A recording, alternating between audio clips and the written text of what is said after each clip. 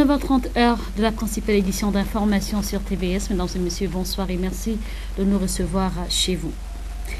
Depuis 2009, le droit à manifester en République gabonaise semble aboli. C'est le constat qui se dégage. Seuls ceux qui détiennent les leviers du pouvoir peuvent organiser les manifestations à caractère politique, à l'exemple des rassemblements de soutien au régime en place. Ne point appartenir est synonyme d'exclusion. C'est ce que nous rapporte ici Ephraim Biogezo dans cette analyse. Depuis 2009, l'on assiste à la violation sans cesse des droits à manifester. Les élèves et autres étudiants des universités de la place réclament très souvent les bourses d'écolage et autres meilleures conditions d'apprentissage. La répression instruite par les autorités de la place est sans appel. Bilan des arrestations sont signalés, dont les mineurs sont les premières victimes. Idem pour les agents publics et parapublics constitués en organisation syndicale, dynamique unitaire, et ses membres en payent le prix aujourd'hui. On leur reproche d'avoir manifesté contre la mise en vigueur des mesures dites d'austérité, sachant que le droit à manifester en République gabonaise est régi par des textes. On peut alors s'interroger qui a le droit de pouvoir manifester en République gabonaise. En d'autres termes, la tension sociale et morale actuelle dans le pays devrait attirer plutôt l'attention des dirigeants par la mise en place des mécanismes devant permettre à l'économie gabonaise de redécoller, notamment la diminution de la dépense publique, laquelle devrait traduire la réduction de façon drastique de l'équipe gouvernementale actuelle, la suppression des baux administratifs, ainsi que les avantages dont bénéficient les proches du régime en place. Les fonds qui en découleraient devraient être réinvestis dans les secteurs d'activité où l'État a failli. Gildas Boukinda Ikapi, président fondateur de l'auto-école Elle-Lui, lors d'une interview accordée à notre rédaction, est revenu sur les dangers que présente la formation sur le tas au détriment des auto-écoles. Nous l'écoutons face à la caméra de Mosconi Ngonba. Mais le message particulier que je donne à ces personnes, c'est de les faire comprendre que la situation est grave. Lorsque nous nous retrouvons aujourd'hui avec plusieurs usagers qui se mettent sur la circulation sans pourtant passer par une auto-école, et ils se permettent de se former dans la voie sans avoir les premières bases de formation en passant par une auto-école. Et c'est ce que vous allez constater aujourd'hui, pourquoi le taux d'accident est très élevé au Gabon. Parce que les gens ne comprennent pas l'importance de passer par une auto-école et suivre une formation. Les gens se permettent aujourd'hui de se former dans le tas. Quelqu'un se lève un bon matin, il a acheté un véhicule, et il se met sur la voie, il commence à se déplacer, et au bout d'un certain moment, il va commencer à partager la même voie que les autres. Mais vous pensez que ces derniers-là, quelle est l'application de la règle fondamentale qu'il va mettre sur la voie dès lors que ce dernier n'a pas suivi une formation? Il ne va jamais comprendre quel est le rôle de la signalisation. Il ne va jamais comprendre que lorsque j'arrive devant une intersection, voilà le comportement que je dois adopter. Voilà pourquoi on se retrouve avec des usagers aujourd'hui, comme dans le cas d'espèces, ces personnes-là qui ne sont jamais passées par les auto-écoles, qui ne connaissent pas la courtoisie. Puisqu'à titre de rappel, le code de la route nous rappelle à nous que la priorité n'est pas un droit absolu. Mais pourquoi? Parce que tout simplement, si ces personnes-là, si chaque personne se mettait en idée, aujourd'hui que je suis prioritaire, mais on va se retrouver comme si on était dans un pays qui n'a pas, qui n'a pas de loi. C'est tout simplement rappeler ces personnes qu'il est important de se faire former dans des maisons d'auto-école pour faire bon usage et adopter un comportement digne et Rien à voir avec ce qui précède. Les représentants des confessions religieuses installées dans le 6e arrondissement de la commune de Libreville ont rencontré aujourd'hui Frida Mindungani, maire de cette circonscription administrative, dans le cadre des prochaines échéances électorales. Les ministres de culte ont été appelés à prier pour l'arrondissement et les futurs élus. Pierre Parfum Badikoumbe et Vitalis Kumba nous font le point. Souhaitée depuis plusieurs mois, la rencontre entre le maire du 6e arrondissement de la commune de Libreville et les ministres du culte de cette circonscription administrative s'est finalement tenue aujourd'hui. Dans la salle des fêtes de la mairie, toutes les confessions religieuses étaient représentées.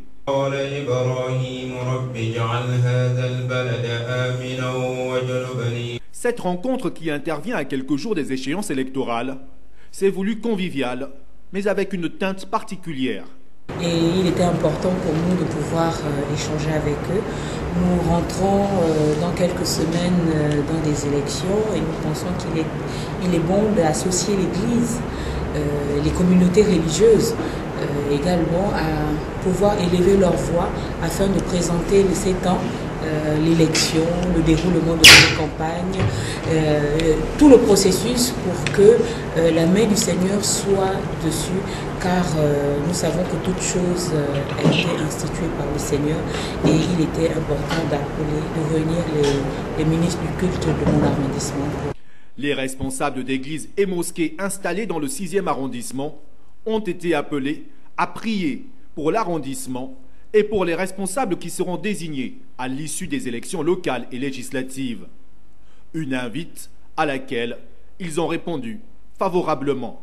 Nous, ministres du culte du 6e arrondissement, personnellement, nous avons répondu favorablement à l'invitation de Madame le maire parce que, premièrement, toute autorité venant de Dieu et les autorités qui existent ont été établies par Dieu. Et nous, nous sommes les ministres du culte. Et nous sommes donc les serviteurs de Dieu. Il est tout à fait normal que nous voulons rencontrer Madame le maire du 6e arrondissement, c'est d'abord une première, le mémoire de serviteurs de Dieu. Nous exerçons ce ministère ici au 6e arrondissement depuis près de 25 ans. Nous n'avons jamais été invités par un quelconque premier citoyen, maire de la commune. C'est donc une première, ce que nous voulons vraiment féliciter. Il revient donc désormais aux leaders religieux d'élever leur voix à l'aide de la Bible et du Coran pour que les prochaines échéances électorales se déroulent dans la paix, le calme et la sérénité. Sur un tout autre plan, les démonstrations de force des hooligans et sympathisants d'extrême droite allemande depuis quelques jours ne se sont pas produites par hasard à Chemnitz en Saxe. Cette région de l'Est est considérée comme un terrain fertile pour ce groupuscule. Les précisions avec nos confrères de la presse internationale. Une autre ville allemande divisée. À Dresde, où l'extrême droite est fortement implantée, ce sont cette fois-ci des manifestants de gauche qui ont investi les rues. Leur message est clair, ils condamnent les événements survenus à Chemnitz ces derniers jours. C'est ce qu'a fait également la chancelière allemande Angela Merkel. Nous avons des enregistrements vidéo de chasse à l'homme, d'attroupements violents et de haine dans la rue. Cela n'a pas sa place dans un état de droit. Permettez-moi d'insister, cela a déjà été dit lundi au nom du gouvernement fédéral. Nous ne pouvons pas permettre de telles émeutes où que ce soit. Lundi, à 80 km de Dresde, dans la ville de Chemnitz, plusieurs milliers de manifestants d'extrême droite ont affronté des militants antifascistes. La police anti-émeute a eu du mal à maîtriser les deux groupes lors des échauffourées. Plusieurs personnes ont été blessées par des projectiles. Ces violences surviennent après la mort d'un Allemand dimanche matin. 2 hommes, l'un irakien, l'autre syrien, ont été arrêtés et sont accusés de l'avoir poignardé. Ce qui a donné lieu à une chasse aux étrangers de la part de militants néo-nazis. Depuis, les autorités appellent au calme. Ce que nous avons vécu est inadmissible et nous ne l'accepterons pas. Nous ferons tout ce que nous pourrons pour retrouver ceux qui ont fait le salut nazi. Presque un quart des électeurs de Chemnitz ont voté pour le parti d'extrême droite Alternative pour l'Allemagne lors des législatives l'an dernier. L'AfD a su tirer avantage du rejet par une partie de la population de la politique migratoire mise en place par Angela Merkel. Pour ces groupuscules, cette région de l'Est est considérée comme un terrain fertile. En Argentine, le président argentin Mauricio a demandé mercredi au FMI d'avancer ses versements afin de soutenir le programme économique du gouvernement. Christine Lagarde a répondu dans la soirée que le FMI agirait le plus vite possible. Les précisions, une fois de plus, avec nos confrères de la presse internationale. Un appel à l'aide en direct à la télévision. Mauricio Macri, le président argentin, est dos au mur. L'économie tourne au ralenti et la monnaie nationale, le peso, a perdu 42% de sa valeur depuis janvier. Son dernier recours, demander le déblocage anticipé des 50 milliards de dollars négociés avec le Fonds monétaire international en juin dernier. Garantir le financement pour 2019 nous permettra de renforcer la confiance et de reprendre le chemin de la croissance dès que possible. Le gouvernement table sur un rebond d'1,5% dès 2019, des prévisions trop optimistes selon cet analyste. L'évolution de la croissance est totalement imprévisible. Le manque de crédibilité politique de ceux qui gèrent notre économie, en plus des lourds dossiers laissés par le précédent gouvernement, tout cela crée une anarchie que les investisseurs perçoivent. Et c'est pour cela que tout va mal. L'ouverture au marché entamée en 2015 avec Mauricio Macri aurait ouvert la voie à la spéculation. 3 ans plus tard, le taux d'inflation dépasse les 35% et le nombre de personnes pauvres augmente. Les plus précaires ont même recours au troc pour survivre. Un contexte économique qui rappelle en partie la crise de 2001, que les plus anciens ne veulent pas revivre. Si nous avons recours au FMI, c'est parce qu'il n'y a pas de confiance. C'est un pari financier. Nous avons déjà vécu cela et ce sont les plus pauvres qui ont perdu. Le FMI étudie la demande de versement anticipé pour sortir le pays de la crise. Mais en échange, le gouvernement s'est engagé à mettre en place un programme d'austérité pour réduire le déficit dès l'an prochain. Et en sport, c'est dans l'optique d'occuper la jeunesse auvandoise que le maire de la commune a lancé le tournoi dénommé Jeanne Bagou dans le but de mobiliser ses jeunes frères. Octra FC et Olympique Carrière sont donc les premiers à être inscrits à ce tournoi. Les précisions avec Yasser Nicolando.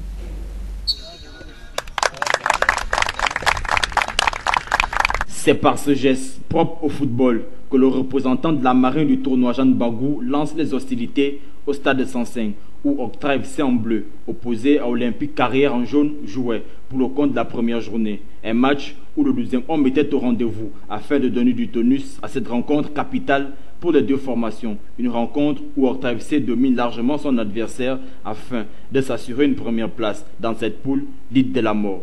La pause interviendra sur le score d'1-0 en faveur des Bleus. En seconde période, la reprise des activités n'annoncera plus rien de convaincant. La partie se solde finalement sur un score d'1-0 composé de 18 équipes reparties en 3 sites. La compétition s'étendra jusqu'en fin septembre. Ce genre d'événement, la jeunesse auvergnoise en a besoin, comme l'indique ici l'un des responsables du comité d'organisation. Le tournoi Jeanne Bagou, c'est un tournoi qui a été fait pour simple de dire la jeunesse en un mot. Pour l'instant, on n'a rien à faire, d'accord. Et pour essayer de leur occuper, la marraine du championnat a décidé de leur occuper en leur organisant ce tournoi. Donc d'accord, c'est un tournoi qui fait participer 18 équipes sur 52 qui ont été inscrits. On était dans l'obligation de trier plusieurs équipes du moment où il n'avait pas assez de place et que les temps nous ont été impartis. Et ça a été délocalisé dans trois stades bien différents. Celui de Rouget, celui de l'Escape et comme celui-ci, celui de 105. Et pour regrouper toutes les figures de Vendo, on a pris des arbitres à remonter qui sont en stage à la FIDA. Et pour l'instant, nous sommes au stade, c'est le premier match. Vous voyez un peu l'engouement qu'il y a. C'est pour dire que tous les jeunes de Vendo participent massivement. Ils sont très contents de ce tournoi qui a été initié par Maman. Et ce n'est pas le premier tournoi qu'elle fait. D'accord, il y aura plusieurs autres tournois et ce n'est que le début de beaucoup de manifestations qui se dérouleront dans Vendo. En concluant ces propos, le comité d'organisation rassure que d'autres activités allant dans le même sens verront le jour. Après la publication des 23 sélectionnés par la Fédération gabonaise de football qui devront participer à la deuxième journée des éliminatoires de la CAN Total Cameroun 2019 et rencontre internationale amicale, le président de la FEGAFOOT a profité de l'occasion pour répondre aux questions des hommes des médias, notamment sur le cas Chivastar Ndigou. Il est au micro de Mosconi Ngamba. Nous avons la mission d'encadrer le sport, d'encadrer le football en particulier. Et lorsque ce genre de déclarations sont faites, vous savez, avant de les avoir, avant d'avoir entendu Chiva dans les réseaux sociaux et autres, nous savons, nous vivons au Gabon, il y a ce genre de bruit, de box, alors dans ce sens. Mais on ne peut pas parler de gens si on n'a pas de gens en face de soi. Aujourd'hui, il y a des révélations faites par Chivastar Ndigou. Nous, au niveau de la Fédération gabonaise de football, nous n'avons pas eu votre réaction parce que nous avons vu que certaines personnes ont réagi, que dans les réseaux sociaux les gens ont réagi. Nous avons plutôt tenu une réunion pour examiner la situation et voir dans quelle mesure, à l'avenir, encadrer ce genre de développement. Vous savez, précédemment, nous avions dans certains clubs ou dans certains milieux de sport, les gens comprenaient à la volée pour pouvoir encadrer les jeunes. Or, l'éducation d'un enfant commence à la base. S'il est déformé à la base, parfois il est difficile de le rattraper plus tard. Donc, nous allons mettre un accent sur la formation du formateur, à tous les niveaux. Parce que c'est là, c'est bien de parler de l'enfant, mais il faut d'abord parler de celui qui a la charge de l'encadrement de ce travail. Et c'est de ça que nous, au niveau de la Fédération, nous pensons qu'il fallait faire. Et avant de nous dire au revoir à votre rubrique Expression libre, voici la question qui vous a été posée.